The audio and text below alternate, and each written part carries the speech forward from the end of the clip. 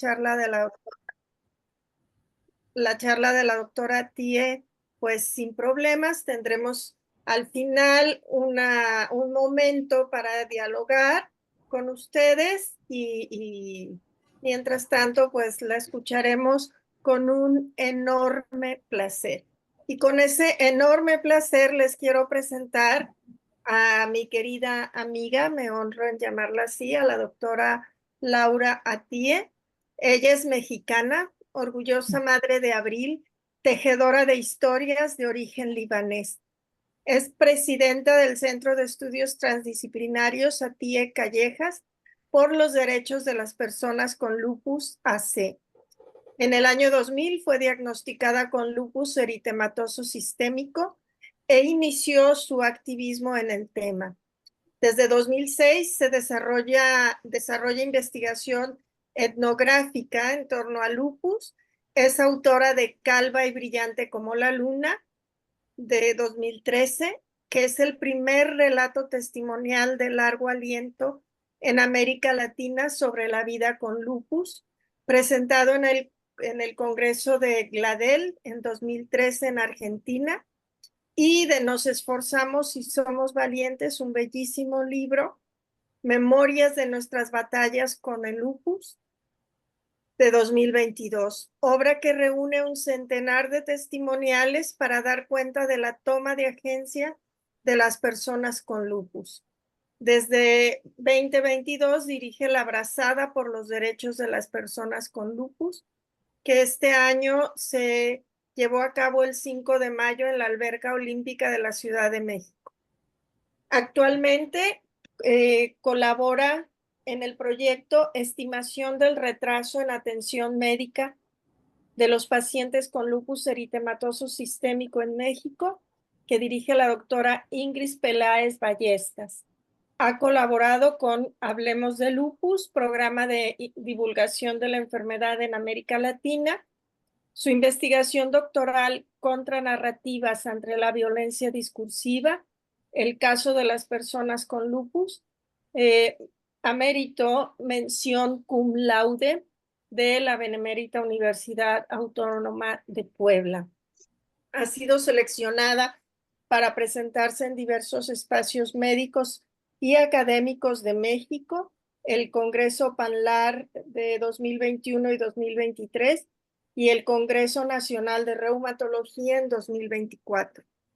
Es maestra y doctora en Ciencias del Lenguaje por la Benemérita Universidad Autónoma de Puebla, maestra en política educativa, por el IPE UNESCO París, especialista en educación por el IPE UNESCO Buenos Aires y la Flaxo México, comunicóloga por la Universidad Autónoma de Baja California y diplomada en terapia narrativa por el Instituto Latinoamericano de Estudios de la Familia. Codirige el Centro de Producción de Lecturas, Escrituras y Memorias, donde diseñó y coordina el diplomado en Memoria y Discursos Autobiográficos. Una de sus principales líneas de investigación es la memoria y el discurso autobiográfico. Entre sus libros se encuentran Robótica, los jóvenes que se atreven a hacerla en México, de Ríos de Tinta en 2008, y de Cómo cocinaban las abuelas, Landuzzi 2013. En 2020 fue reconocida como una de las intelectuales de ascendencia libanesa más destacadas en el área de la cultura por el Centro Mexicano Libanés. Esto y mucho más, pero sobre todo un gran ser humano y una gran luchadora por los derechos de las personas con lupus. Es nuestra ponente de esta noche. Laura, gracias por aceptar acompañarnos. Es un placer tenerte con nosotros y es tu público. Pues, querida Fabiola, muchísimas gracias por esta hermosa presentación, por esta invitación. Para mí es un honor enorme y un privilegio poder estar hoy con ustedes y sobre todo me honra también pues dirigirme por primera vez a esta Asociación Latinoamericana de Psicología de la Salud. Yo estoy convencida de que es importante que haya transdisciplina, que nos escuchemos y que podamos construir juntas y juntos desde cada uno de nuestros espacios. Gracias. Voy a pasar a compartir pantalla para que puedan observar la presentación que he preparado el día de hoy y yo entiendo que ya deben estar viéndola. Esta presentación la he titulado Mirar a la paciente desde el ser paciente, es decir, qué significa ser persona enferma, y quizás se pregunten por qué no dice Laura paciente. Bueno, tengo un gran conflicto y aparte un gran análisis que he llevado a cabo sobre las implicaciones de ser nombrada paciente.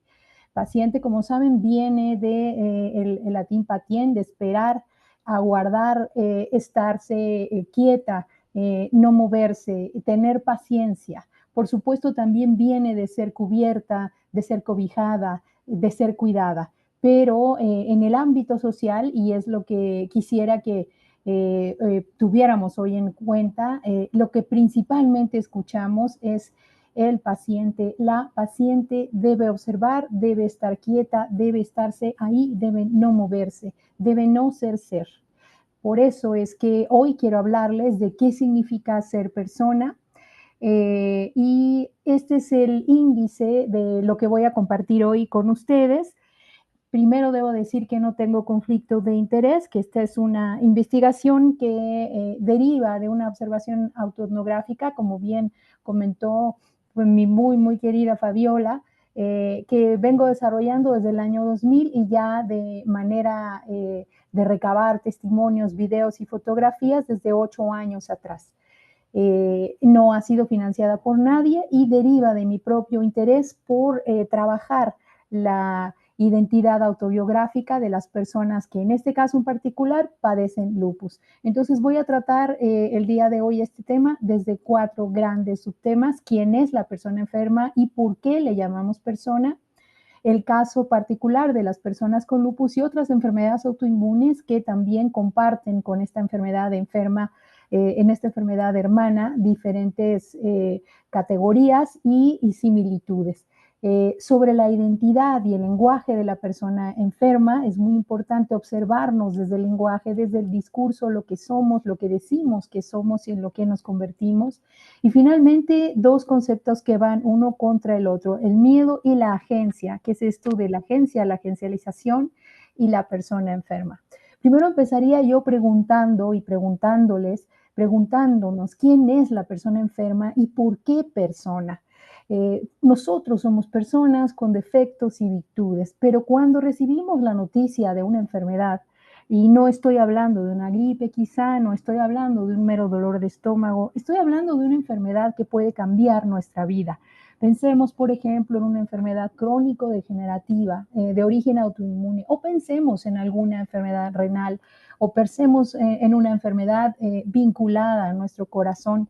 Es decir, enfermedades que sí o sí nos cambian la realidad. En el momento en que te diagnostican, que tú recibes un diagnóstico, es decir, una nueva identidad que te renombra de otra forma, tú ya no eres la misma, no eres el mismo. Tú pasas de ser una persona útil en una sociedad capacitista, pasas de ser una persona que trabaja, que materna, que tiene relaciones sexuales, que tiene perspectiva de futuro, a pensarte alguien fallido, alguien que no tiene posibilidades de encajar en una sociedad que va corriendo, alguien que se convierte en otra cosa. Es decir, la persona antes de ser paciente es alguien que tiene una historia, que ha tenido una vida, que tiene una memoria y que tiene logros o que tiene fracasos, pero tiene un ritmo de vida que le ha venido acompañando, un yo que le hace nombrarse más allá de su nombre de pila. Esta persona recibe un quiebre identitario, es decir, se fragmenta. Te dicen, tienes una enfermedad, nunca te vas a curar, vas a tener que tener este tratamiento a lo largo de la vida y una serie de condiciones que acompañan la enfermedad. Este yo se quiebra, se fragmenta. Imaginen que tiran algo al piso de vidrio, se quiebra y a veces se puede volver a pegar, se pueden volver a unir esos pedazos, pero lo que se logra no es igual. va a tener marcas, va a tener características distintas o quizá no se pueda volver a pegar, ¿no? Y estoy hablando metafóricamente, es decir, físicamente no necesariamente nos despegamos, pero emocionalmente e identitariamente sí hay un quiebre que lleva determinado tiempo para volverse a unir. La gente pasa de un antes a un después, del sentirse útil al sentirse no apta. Es decir, esta mirada de futuro, esta posibilidad de querer ser, de poder ser, cambia. Frente a qué y a quiénes se observa la persona enferma, se observa principalmente frente a su familia, frente al lugar de trabajo, si es que se le permite seguir trabajando, frente a sus compañeras, compañeros, a su compañera, compañero de vida también, frente a toda la sociedad. Y se observa, por supuesto, frente a las redes sociales, frente a los medios, que ya no son medios de comunicación, sino son megamedios. Es decir, hay todo un mundo digital y todo un mundo físico, un mundo social que observa a la persona enferma y la persona enferma se refleja frente a todos ellos y a todo ello que ya no puede ser. ¿Y por qué quise referirme al caso de las personas con lupus, que es a donde se centra mi investigación, de la cual les estoy hablando el día de hoy?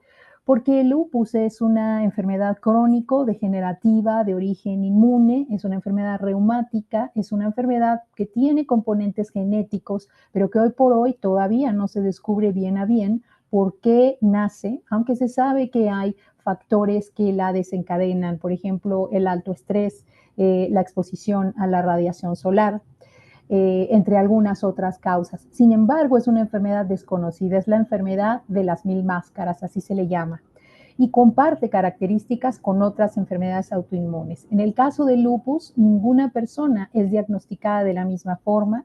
Las personas, aunque tengan esta misma enfermedad, no reciben necesariamente el mismo tratamiento y es una enfermedad multifacética, es decir, es complicada de diagnosticar y es complicada de vivir.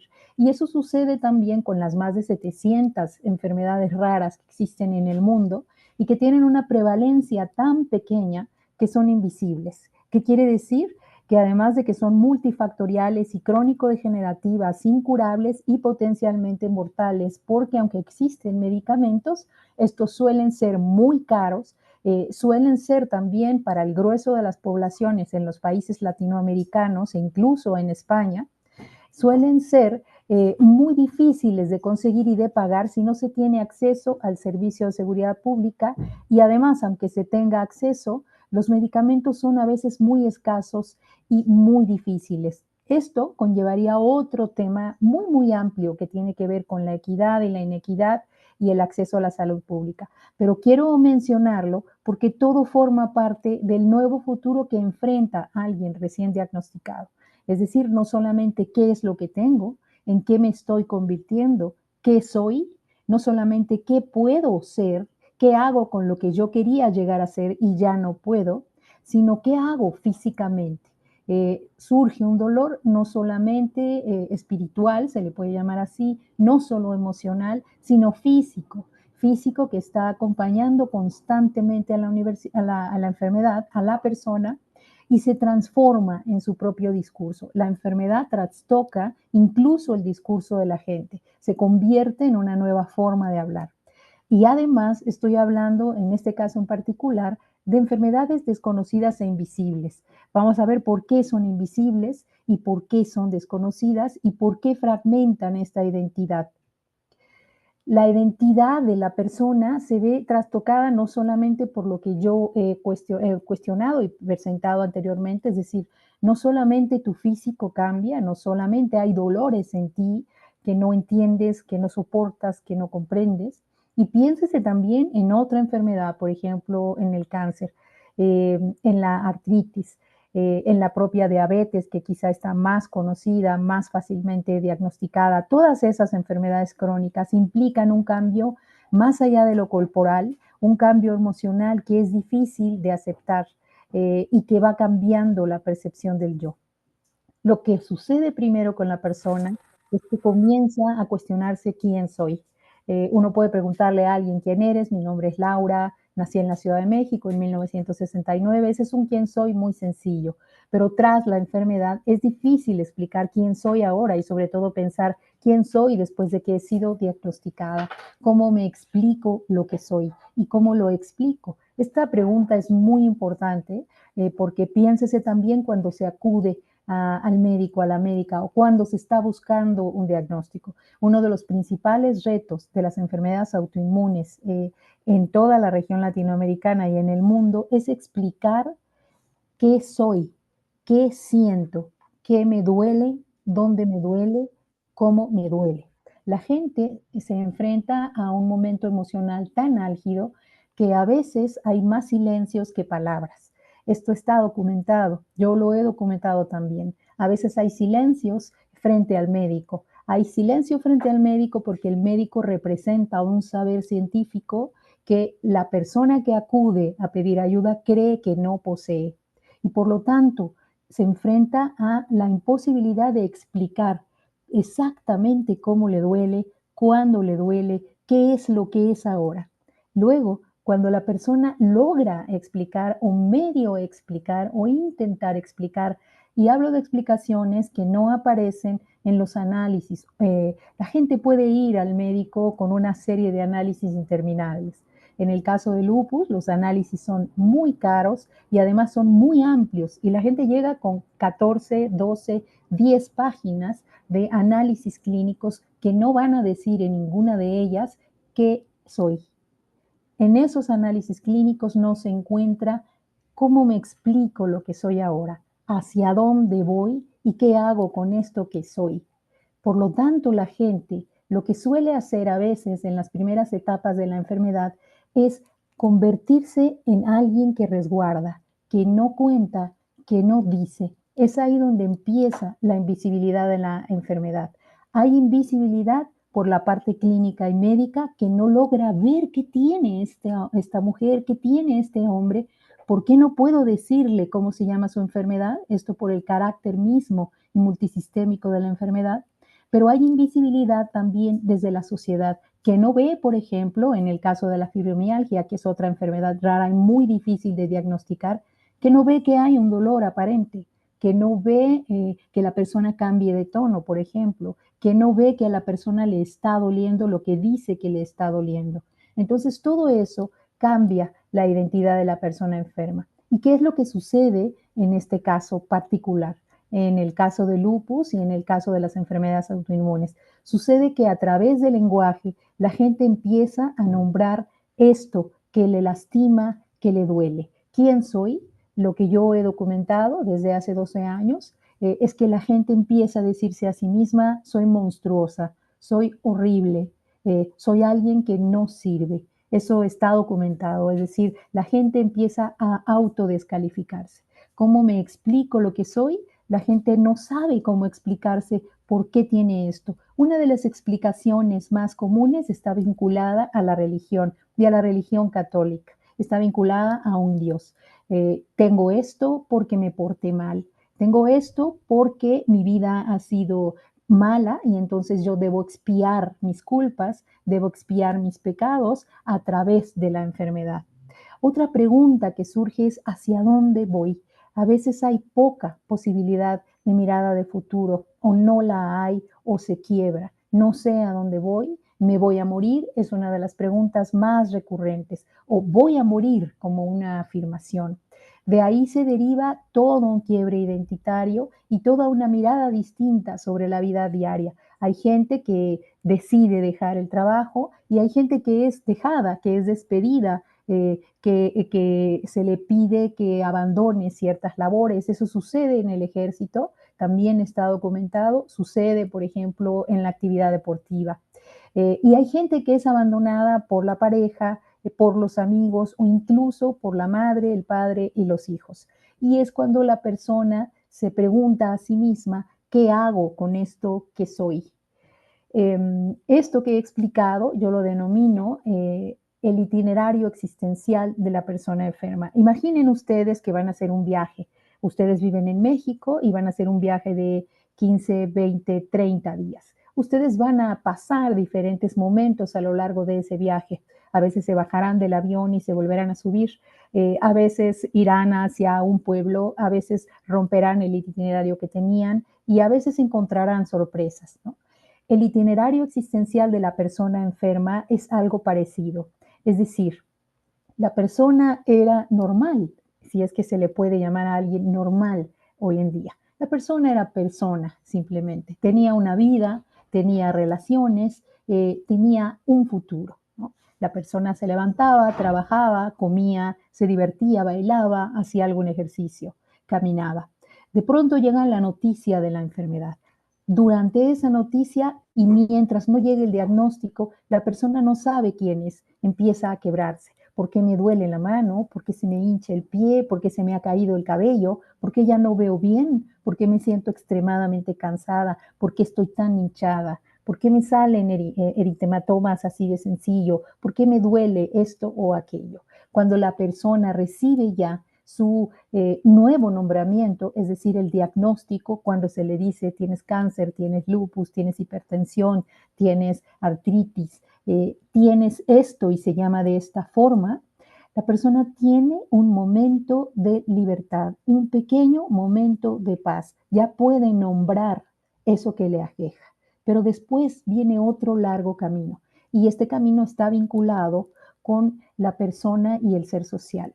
Esta persona empieza a ver su credibilidad quebrada. No es verdad, no es verdad que te duela, yo te veo muy bien. Esta persona empieza a ver que sus expectativas de futuro no son posibles. ¿Sabes qué? No puedes seguir trabajando aquí en este lugar porque se te olvidan mucho las cosas, aunque nos digas que lo que tienes se llama neblina lúpica, ya no nos funcionas, te tenemos que despedir. La persona empieza a revisar su propia capacidad de entender, de procesar y de explicarse qué es lo que estoy viviendo. Ese es un periodo muy largo. Hay personas que pueden explicarse lo que están viviendo en 6 meses, en un año, pero hay personas que tardan más y eso depende también del tiempo de diagnóstico. En el caso de lupus, está documentado que el diagnóstico en nuestro país puede ir, y estoy refiriendo al doctor Mario Cardiel, quien se encuentra en Michoacán. Él ha documentado que la persona que recibe un diagnóstico en México puede hacerlo desde los 6 meses, que sería muy rápido, hasta los 4 años. Imaginen todo lo que le sucede al cuerpo y a la persona a lo largo de todo este tiempo en el que no recibe un diagnóstico. La persona también empieza a vivir transformaciones identitarias y empieza a tener nuevas autorrepresentaciones, empieza a tener un nuevo yo. Voy a comentar uno de los casos que yo documenté. En el caso de Puebla, una mujer que en la infancia empezó a sentirse muy cansada, muy cansada, tuvo que dejar la escuela, esto en un periodo de los 11 a los 13 años, y en ese periodo su familia le llamó, su propia familia, su padre, su prima, su abuela, su mamá, le llamaron floja, le llamaron mentirosa. Después la prima la llevó a un médico y dijo, mi prima tiene SIDA, cuando ella no tenía SIDA.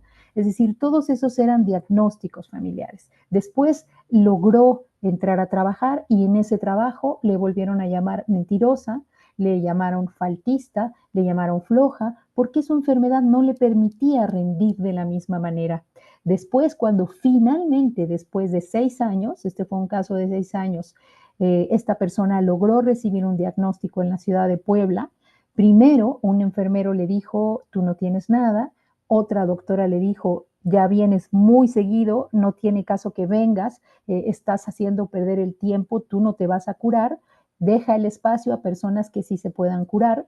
Y finalmente una médica le dijo, lo que tú tienes se llama lupus y vamos a iniciar un tratamiento.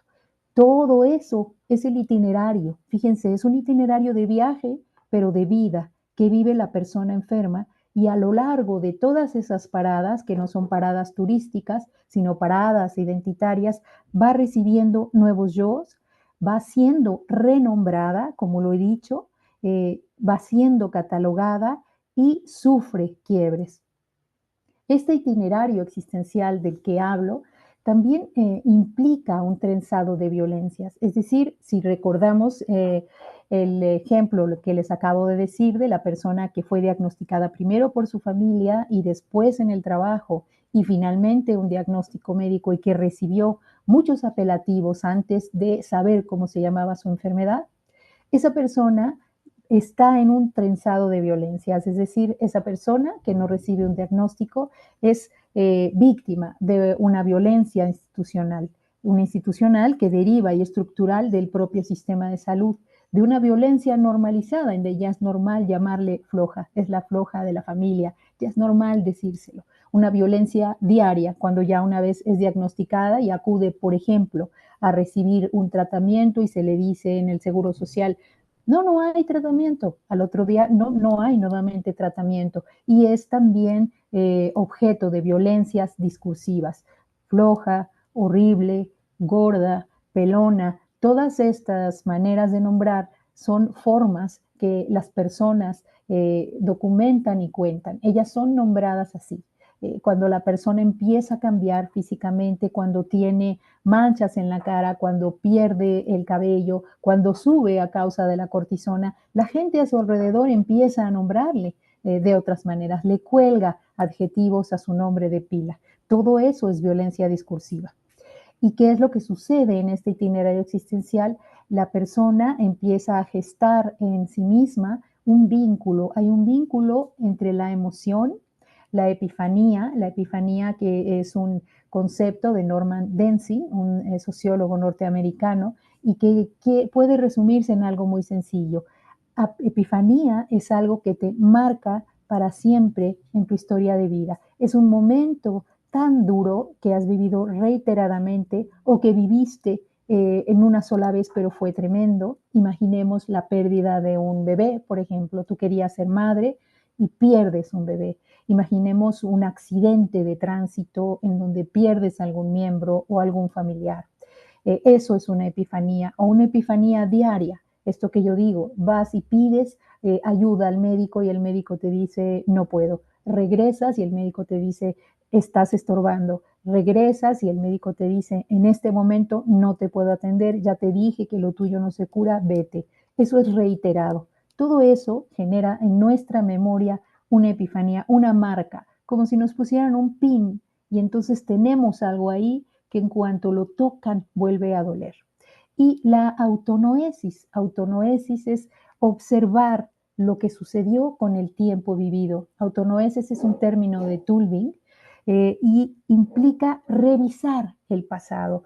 ¿Qué sucedió en mi vida? ¿Qué sucedió que esto en particular me hizo ser lo que hoy soy? ¿Por qué siento esto? ¿Qué generó esto que estoy viviendo? Cuando la persona enferma que ha sido objeto de violencias o que, aunque no haya sufrido muchas violencias, ha sido objeto de un diagnóstico que le cambia la vida, logra hacer revisiones, y esto es un proceso también largo, revisiones de lo que ha vivido y de aquellos momentos que le han marcado para siempre, es decir, repito, de una epifanía y un proceso autonoético, puede reconfigurarse. Cuando logra hacerlo, toma agencia. Vamos a ver de qué se trata esto de reconfigurarse y tomar agencia. Es decir, la persona empieza a preguntarse, yo no soy yo, entonces, ¿quién soy? Y sobre todo, ¿quién puedo ser con esta enfermedad que me habita? ¿Quién puedo ser con estas nuevas características del yo? Esto puede resumirse en lo siguiente, más allá del medicamento, eso no viene del medicamento ni de ningún tratamiento médico, esto viene de una autorrevisión, es decir, un lenguaje interno y externo que va de ida y vuelta. Un lenguaje que dice, no sirves, ya no eres apta, ya no eres apto. No entiendes, por ejemplo, cuando vas nuevamente a recibir un tratamiento, es raro que la persona pregunte, pero ¿y esta pastilla que me está dando, qué me va a hacer? ¿Me va a curar? Pero ¿qué me va a no curar? Quizá me va a controlar la enfermedad, pero ¿qué me puede causar? Es difícil que la gente, y sobre todo también esto está muy vinculado al tema educativo, al nivel educativo, que la gente se atreva primero a preguntar, doctor, pero esto, ¿por qué me lo da? O doctor, ¿podríamos cambiar mi tratamiento? O doctor, me han dicho que esta medicina me causa estos efectos, ¿es verdad? Por lo regular, la gente no hace eso y no lo hace porque se le ha enseñado que no tiene caso que pregunte porque no lo entendería, porque parece que el lenguaje científico es inentendible para quienes no somos científicos, porque parece que el lenguaje médico está encriptado para quienes no somos médicos. Y sobre todo eso genera un no sabes, y este no sabes va trastocando diferentes etapas de la identidad. Es así que el saber de la persona enferma se oculta, es desvalorizado. Es decir, la gente va ya con un estado emocional, y estoy hablando del paciente que tenemos en la cabeza, la paciente que tenemos en la cabeza, con un estado emocional muy bajo a pedir ayuda médica. ¿Por qué? Esto no tiene que ver si yo hice una maestría, un doctorado, si soy jefe de departamento, director o titular. ¿Por qué? Porque mi cuerpo me está lastimando y eso que me está generando, este dolor que genera mi cuerpo, también me trastoca emocionalmente. Y entonces llega un momento en el que estoy confundida y así acudo al médico. Imaginen, además, si acudo una, otra vez con diferentes estudios clínicos y en ninguna de esas veces obtengo respuesta y en ninguna de esas veces me dicen lo que usted tiene se llama así. O imaginen que me dicen, sí, lo que usted tiene se llama de esta manera, pero nunca se va a curar a lo largo de su vida, va a tener que tomar este tratamiento, quizás se muera a esta edad, porque he estado comentado también que hay médicos que desafortunadamente utilizan ese tipo de aseveraciones. Mira, espérate, te la voy a Ay, mandar. creo que alguien tiene su micrófono abierto. Ujú. Todo eso va causando que el saber de la persona enferma sea desvalorizado. Es decir, se cree que la persona que acude al consultorio no tiene un saber. Y por supuesto que lo tiene. No hay nadie mejor que la persona enferma para saber qué es lo que le pasa en el cuerpo, para saber exactamente cómo se siente y cuándo se siente y en qué nivel se siente el dolor. Todo eso causa desconfianza en la propia persona. Si se le está constantemente cuestionando, ella cree que su palabra no tiene valor ni sobre todo no tiene utilidad. El saber de la persona enferma suele ser ubicado, por tanto, en un nivel inferior al del saber social. Todo mundo sabe más de la enfermedad que la persona enferma. Todo mundo le puede decir, tómate esta hierbita, es que no te levantas, es que no tienes voluntad, tienes que tomarte este té, es que comes mucho, por eso estar hinchada. Todo el mundo sabe, menos la persona enferma. Todo el mundo cree que el saber médico, y sobre todo los médicos y las médicas, creen que su saber está en una posición superior, que el saber científico está en una posición superior. Y no es que ningún saber esté en posiciones más arriba o más abajo, es que los saberes son conjuntos y si se escuchan y si se trastocan y si conviven, entonces el tratamiento se vuelve holístico y es mucho mejor y hay mayor posibilidad de que la persona no abandone el tratamiento, sino de que lo continúe. Esto tiene que ver con lo que dije al inicio, es decir, la agencia. La persona se envuelve tras el diagnóstico en un miedo. Es por supuesto normal que exista miedo, el cuerpo es distinto, algo está pasando, ¿no? No sé qué está pasando, yo no lo puedo controlar. Entonces surge esta especie de parálisis emocional y el no debo. En el caso de lupus, por ejemplo, frente al sol, que es uno de los detonadores de la enfermedad, la gente se recluye, la gente tiene miedo de hacer ejercicios físicos, la gente tiene miedo de salir, abandona su vida social. Y esto sucede en otras enfermedades autoinmunes también. Y se vuelven un no puedo, es decir, una parálisis física. No puedo, es difícil, ¿no? Es difícil hacerlo. No puedo salir de ahí. Es decir, el miedo está contra la agencia. Agency también es un término de Laura Hearn, aunque hay muchos teóricos que hablan de la agencia, pero yo me refiero específicamente a esta agencia que lo que ayuda es a que la persona pueda dar un salto. Imaginen que la persona decide salir y tomar, por ejemplo, el espacio público, salir a marchar, salir a nadar, salir a pasear a su perro, ir a bailar. Todas esas son tomas de agencia, pero hay muchas otras maneras de tomar agencia y esas tomas de agencia lo que hacen es ir en contra del discurso oficial. Y el discurso oficial es el discurso del no, es el discurso médico. El discurso médico y el discurso social son los discursos que prediagnostican y que dan nuevas identidades. Y esta pregunta constante del quién soy, qué puede sucederme, podré preguntar, qué se espera de mí, están constantemente en el itinerario de la persona que funciona como yo les indiqué. Es decir, el momento en que la persona recuerda, antes de esta enfermedad, pues yo nadaba, por ejemplo, ¿no? Yo nadaba y iba todos los días y hacía, no sé, media alberca, 25 metros, ¿no? Una alberca semiolímpica. Yo la nadaba 3 veces. Ese es un recuerdo, esa es una epifanía. Las epifanías pueden ser dolorosas o pueden ser felices. Yo recuerdo que iba a nadar y era feliz, muy feliz cada que nadaba. Pero ahora soy enferma y ya no puedo nadar. Pero yo revivo, es decir, tengo este proceso autonoético. Cuando yo nadaba, podía hacer una vuelta y otra vuelta, y cuando salía me sentía muy bien. Yo recuerdo, y entonces yo me reconfiguro, es decir, bueno, puedo ir a volver a nadar, me atrevo a volver a nadar, voy y nado.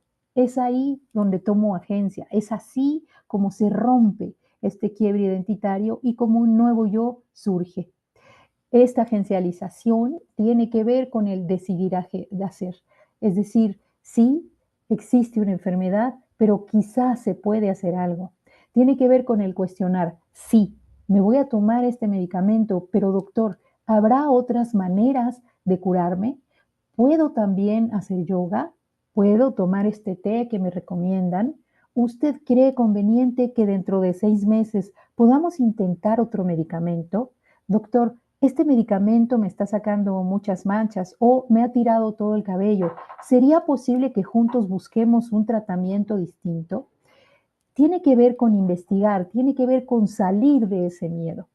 También funciona esa agencialización en grupo y por imitación y por motivación en comunidad. Hay un ejemplo muy bonito que yo también documenté del 2015 al 2023, que es la Marcha por los Derechos de las Personas con Lupus, un movimiento de personas como las que les he contado, que inició siendo de 8 personas nada más sobre la Avenida Reforma y que en la última marcha ya reunió más de 1,000 personas. Pero son personas enfermas, son personas que no deben exponerse al sol desde el discurso médico y científico, pero que deciden salir en cierto momento del día para no perturbar su salud y caminar en la calle, caminar o ir con muletas o ir en silla de ruedas, caminar inflamadas, caminar con un exceso de peso generado por los medicamentos, caminar con manchas en la piel que son generadas por esta enfermedad y dejarse ver. Cuando eso sucede en grupo, es más fácil que la gente decida tomar agencia. Yo quiero estar ahí, yo quiero ir, yo quiero participar, yo también puedo salir. Es así como funciona la toma de agencia y es así como la persona pasa de ser paciente a ser impaciente y se convierte en un agente de cambio. Y lo que hace es contranarrar. Hace rato dije que había discursos oficiales. El discurso oficial es la persona enferma es incapaz de y 3 puntos suspensivos. La persona enferma no puede trabajar 8 horas diarias. La persona enferma no puede cumplir, no puede ser madre, no puede, no puede, no puede. Bueno, una toma de agencia lo que hace es ir en contra de ese no puede. Y hay muchas formas de tomar agencia. Desde lo digital, por ejemplo, quien decide documentar su enfermedad, tomar fotografías de una toma de sangre, tomar fotos de sus compañeras y de ella cuando deciden ir a bailar, por ejemplo, cuando se arreglan. Desde lo autobiográfico, hay quien decide contar su historia o contar la historia de otras personas. desde lo público y lo gremial, como el ejemplo que acabo de dar. Es entonces cuando este proceso de tomar agencia, cuando esta agencialización, que por cierto solo depende de la persona enferma, es decir, tiene diferentes temporalidades, tiene diferentes ritmos y cada quien lo va asumiendo desde su yo personal. No es una receta, es un proceso de vida porque estamos hablando de personas reales en vidas reales. Hay quienes logran empezar a tomar agencia a un año de haber sido diagnosticadas y hay quienes no, hay quienes tienen 10 años y aún tienen resquemores y todo eso es muy válido. Esto es solamente una manera de ver a la persona enferma. Se le puede ver como esta persona que recibe pastillas, que toma un tratamiento y que tiene una enfermedad, o se le puede ver como alguien que tiene una condición que es capaz de aportar saberes al propio tratamiento y que es capaz de entender lo que se va a tomar y que es capaz de enseñar a otras y a otros. Es entonces cuando la agencialización logra que esta persona que toma a diario sus pastillas pueda pensar si sirvo, si entiendo, si tengo saberes que son útiles para la ciencia y para la ciencia médica. Es cuando esta persona puede ver futuros posibles, pero este futuro posible generalmente se co-construye. Y vuelvo al caso de las personas con lupus. Las personas con lupus no solamente necesitan la ayuda de un médico o médica especializada en reumatología, necesitan la ayuda de un fisioterapeuta, necesitan la ayuda de un terapeuta, necesitan la ayuda de un psicólogo, necesitan la ayuda de un nefrólogo o nefróloga mínimo. Y necesitan también la ayuda de algún especialista en medicina ocular, por ejemplo.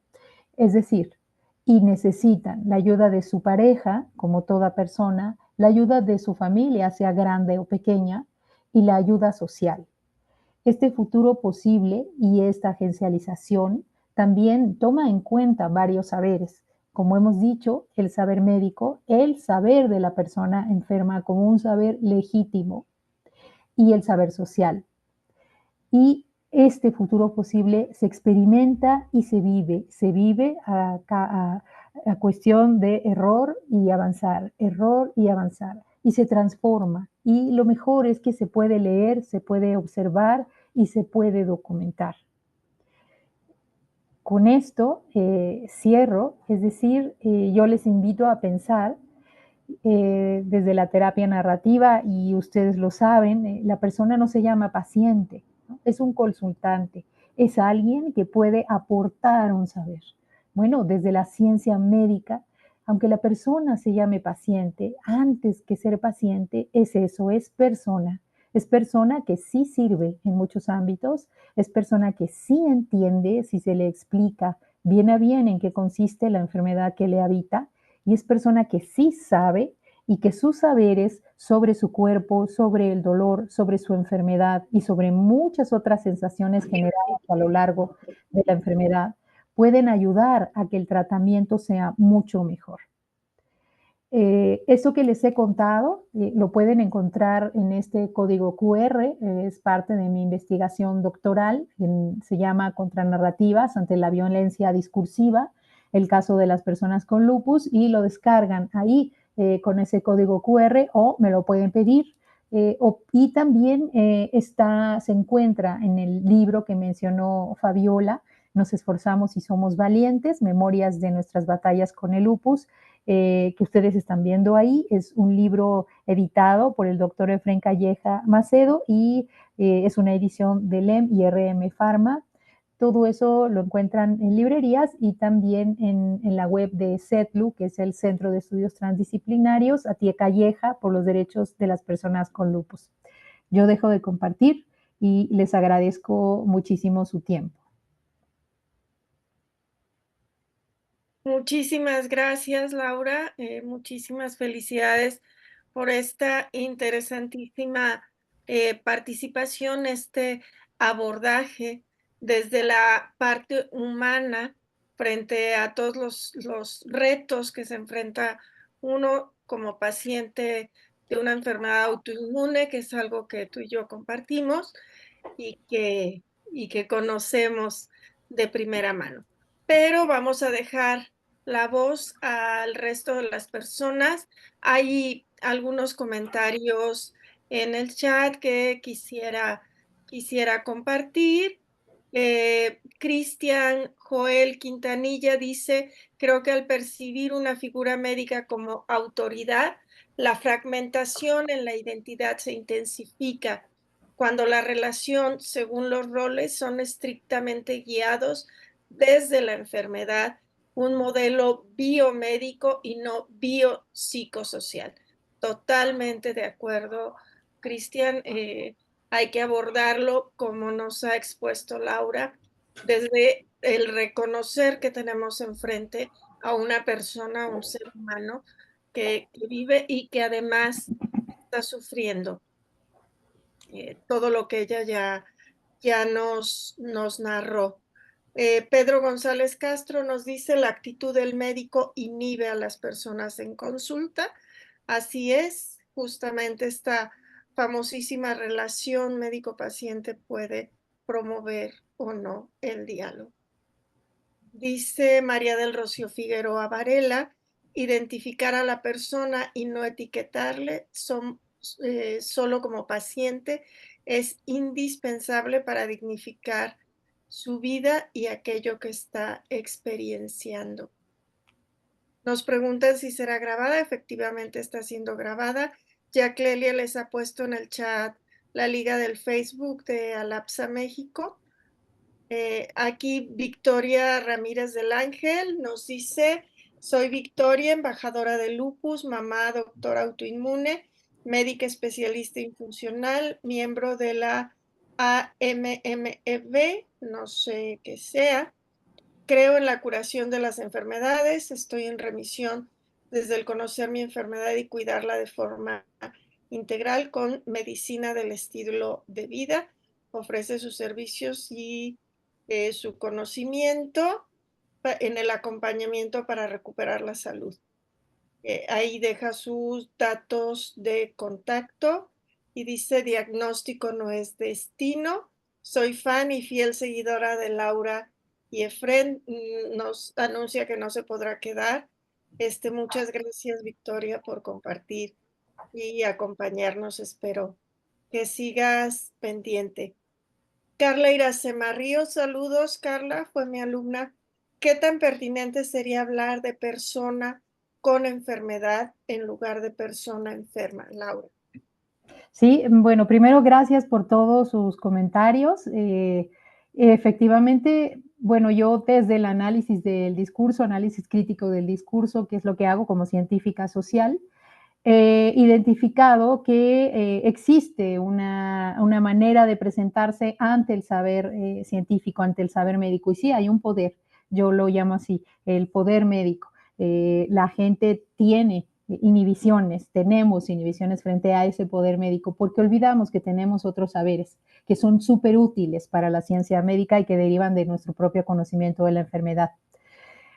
Sobre llamar a la persona con una enfermedad en lugar de persona enferma, sí, estoy súper de acuerdo. Es decir, pensarnos como pensar a la persona como alguien con, es como decir persona con ojos azules, persona con cabello chino, persona con un doctorado, persona con capacidad de bailar. Es decir, la persona es persona, tiene un yo, y a ese yo se le van adjudicando diferentes maneras de ser nombrado.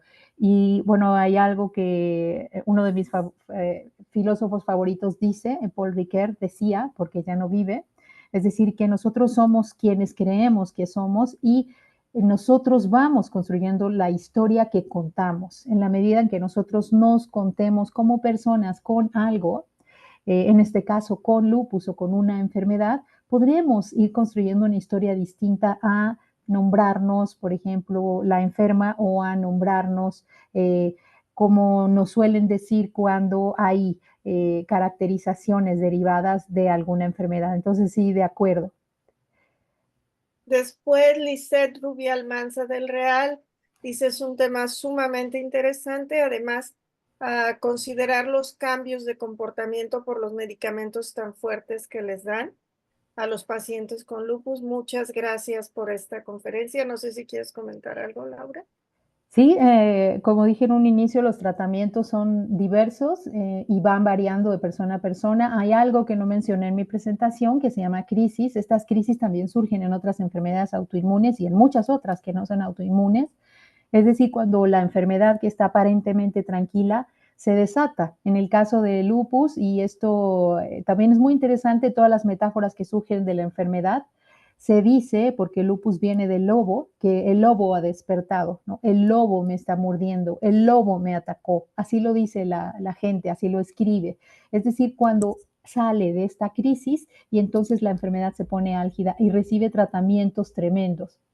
Es ahí cuando es importante este trabajo conjunto que mencionaba yo antes de cerrar, entre familia, entre terapeuta, terapeuta físico, psicólogo, psicóloga y médico, por supuesto.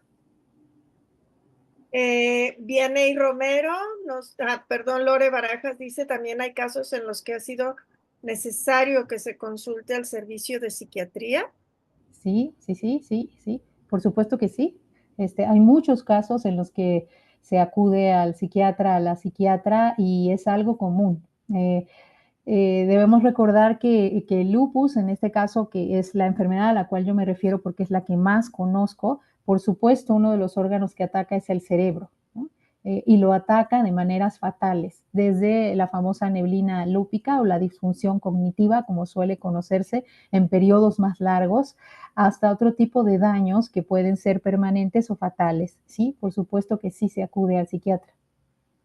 Vianey Romero nos dice, soy doctora y tengo lupus. Efectivamente, mis compañeros médicos han demeritado mi enfermedad, así que comparto la violencia que se vive dentro del área de la salud. Victoria Ramírez nos aclara que AMEB es la Asociación Mexicana de Medicina del Estilo de Vida. Muchísimas gracias, Victoria, por la aclaración. Y también hace algunos comentarios acerca de la mención que se hace hace rato de persona que vive con diabetes, persona que tiene el diagnóstico de lupus. En fin, como ya decía Laura, es importante reconocer primero a la persona.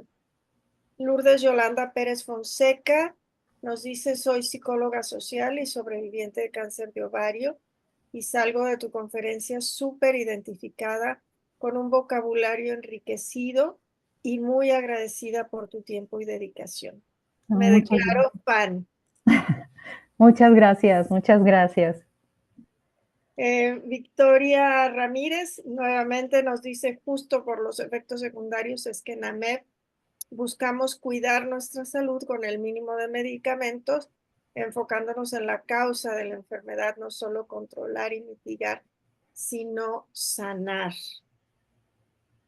Mónica Ileana González García dice, durante mucho tiempo después de ser diagnosticada, me presentaba a los demás, soy Mónica y tengo lupus.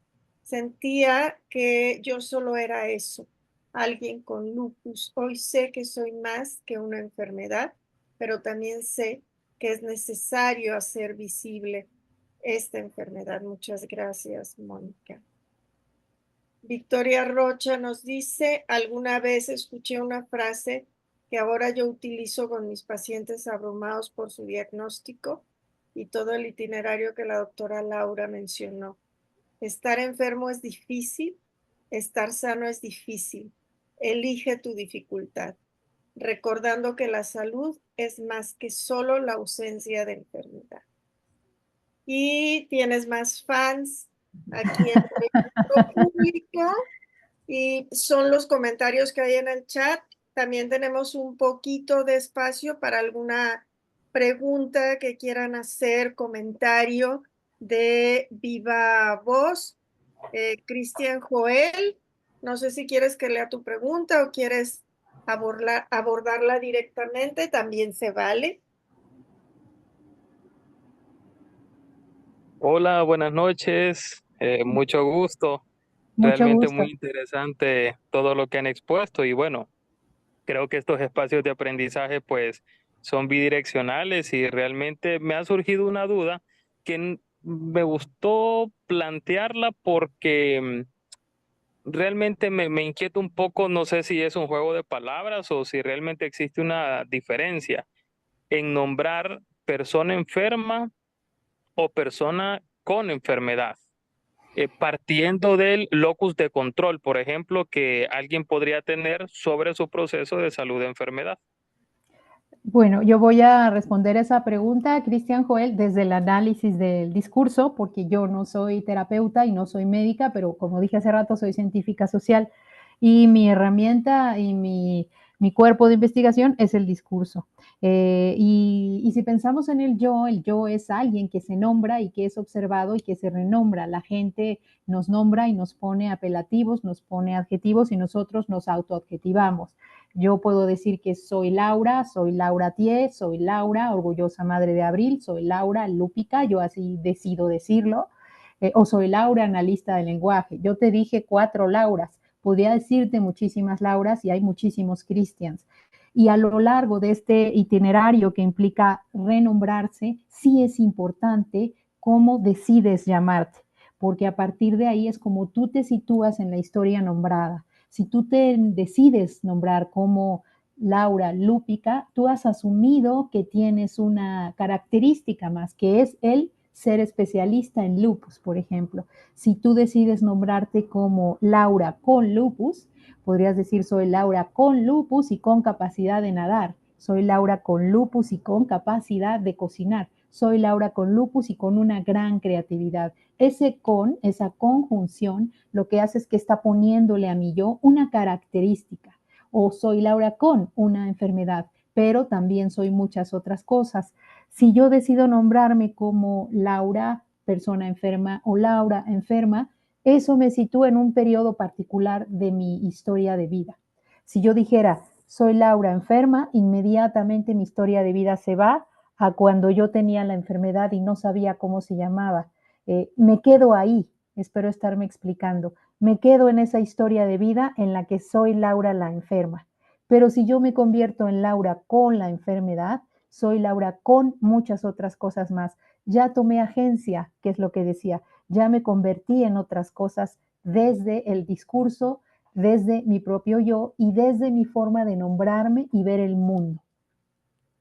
Sí, claro, diríamos, ¿no? Los psicólogos que las palabras cambian también las cogniciones, ¿no? Sí, La forma, lo racional, nuestro razonamiento acerca de lo que somos así y es. cómo nos relacionamos con otro, ¿no? Sergio Galván nos dice, te dice, felicitaciones, doctora Laura, por tan excelente presentación. Es necesario tener claro que hay otras formas de intervenir desde la psicología de la salud. Una de ellas es la formación en la psiconeuroinmunología. Qué interesante. Sí. No sé si hubiera alguien más que quiera intervenir, preguntar, comentar de forma directa a Laura antes de cerrar la sesión.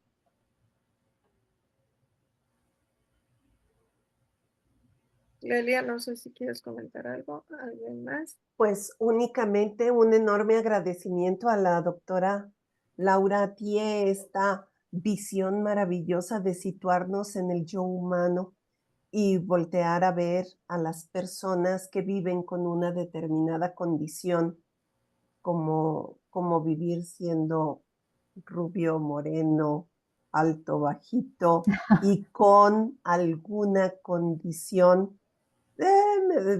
Tengo dificultad para caminar, para sentarme, para digerir el huevo, ¿no?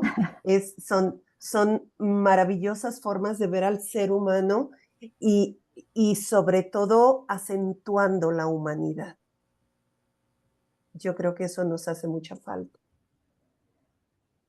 Sí, Mi nombre es Adonis Milanés y mi niña está enferma de lupus, pero yo estoy lejos de ella.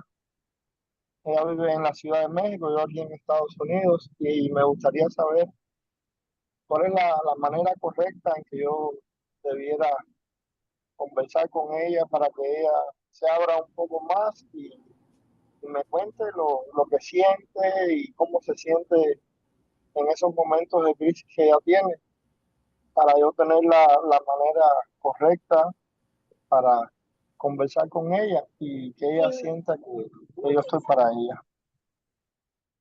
Bueno, gracias Adonis por contarnos esto y gracias por escucharnos desde Estados Unidos. Primero diría dos recomendaciones, una bien práctica. En Estados Unidos está la Lupus Foundation of America, que la puedes buscar. Es una de las asociaciones más grandes de lupus en el mundo, que tiene muchísima información gratuita, terapias gratuitas y apoyos gratuitos para personas como tú y tu hija. Y después decir, antes de dar la palabra a Fabiola, que ella tiene todo el conocimiento desde la parte, bueno, y a los compañeros que hoy nos escuchan, desde la parte psicológica, que uno de los privilegios que he tenido es poder entrevistar a niños y niñas con lupus y adolescentes. Y a veces hay muchos silencios, pero los silencios pueden respetarse. No tengamos miedo al silencio. A veces los niños y las niñas no quieren contar porque no pueden contar en ese momento, pero lo harán. Lo único que necesitan es sentir el cuidado y el resguardo de sus padres. Y algo muy importante, los niños y niñas que yo entrevisté sufren mucho porque creen que ellos hacen sufrir a sus papás, que sus papás están gastando dinero por ellos, que sus papás están dejando el trabajo por ellos y que sus papás sufren por ellos.